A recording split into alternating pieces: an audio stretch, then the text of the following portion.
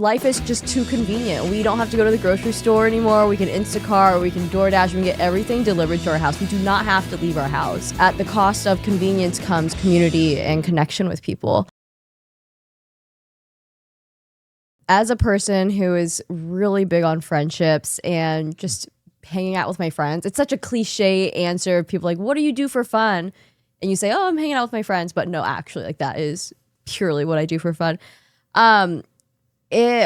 So the difference between the two, Find Fun Indy, well, Find as a brand and as a whole brand is meant to bring your social life back to in real life. We have gone, especially with COVID, we've gone drastically digital, and we are missing people, especially if we are remote workers or hybrid. If it's just, life is just too convenient. We don't have to go to the grocery store anymore. We can Instacart, or we can DoorDash, we can get everything delivered to our house. We do not have to leave our house. And unfortunately, that at the cost of convenience comes community and connection with people. So all of our events are really focused on bringing people together, and depending on the event series, you have a different lifestyle preference, whatever works for you. So Find Fun Indy is our friend series. And that is open to anybody, not necessarily singles. And then Find Indianapolis is our singles only, like singles exclusive events where we are doing speed dating, singles events, pitch a single friend. But yeah, those are the differences between the two. Both of them I'm obsessed with. So I only plan events and do things that I love. So I have been really lucky and fortunate to be able to do this for full time over the past year and a half. That is cool. So you kind of started this while, as a sort of a side hustle maybe, and now you've been able to transition to doing it full time. Yeah, the transition was interesting. So I had a marketing agency, as you mentioned, for 4 years, right in the middle of COVID from 2020 to 2024. And then 2024, we were just like looking to do something different. I was kind of tired of agency life. And as I was looking to do what to do next, I came across singles events on Instagram. And a lot of my friends who had been in long-term relationships were getting back on the apps. Like they broke up with their partners and they're getting back on the dating apps. And like, oh, this is not what it used to be whenever I was on the apps before COVID. And that's how I met my husband. I was on Hinge. So I know it's bad for the brand, but it's fine. Yeah, that's not a plug. Not a plug. We don't like it anymore.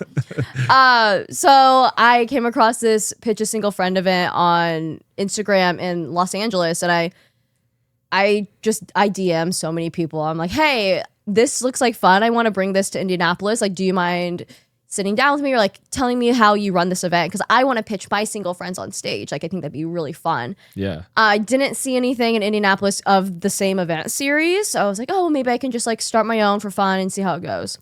I reached out to them. It was like perfect timing because they host speed dating events. They host a bunch of singles events and leagues in LA. And they're like, hey, we actually have this software, this platform where we can run speed dating events and we're ready to license it out to other people. And I was like, oh, that's interesting. I came here for a Pitch a Single Friend event and then kind of shifted to speed dating. And they said it's very popular in LA. Like that's how they pretty much run all their businesses, through speed dating. And I was like, interesting. Yeah. So they sold me on speed dating. We had our first speed dating event in September of 2024. All the promotion was primarily social media. We put some things on like community calendars, but the event sold out with 50 people. We had 100% show up rate, which that's not happened ever since, but I always like to, that was a really cool experience. And then we just started to schedule another one and another one. And then in January of 2024, I was like, I think I can do this. I think we can do this full time. So kind of the marketing business shut down in December. So then January was kind of like that full next step into doing Find full time. And then speed dating was getting in a really good flow. Last year, I was like, all right, I know what we're doing. We can expand this to different cities. So the second city was Fort Wayne. And then we launched it to Cincinnati and in Louisville. So last year was a year of growth, learned a lot. We are not expanding into any more cities anytime soon. I definitely want to get a grasp on these 4 cities right now. and focus my time here in Indianapolis because this is where my community is. It's what I love to do, and I want to experience these events for myself too. But as the speed dating was getting in a good groove and we were expanding, I was like, I kind of want to do some friend events, like events that my friends can go to and experience because they're in relationships. A lot of my network is in relationships. So I was like, all right, what are some fun friend events that we can do? And I came across these daytime coffee parties, dance parties at 11 a.m. It's very sober friendly. And so I wanted to like, no one was doing them here in Indianapolis. So I was like doing a bunch of research, trying to bring them here to Indy. So now we do a consistent like DJ coffee club series, in Indy. And from what I know, we're the only ones that are still doing it on a regular basis. So it's been a lot of fun to experience that. You can check out our full library of episodes wherever you get your podcasts.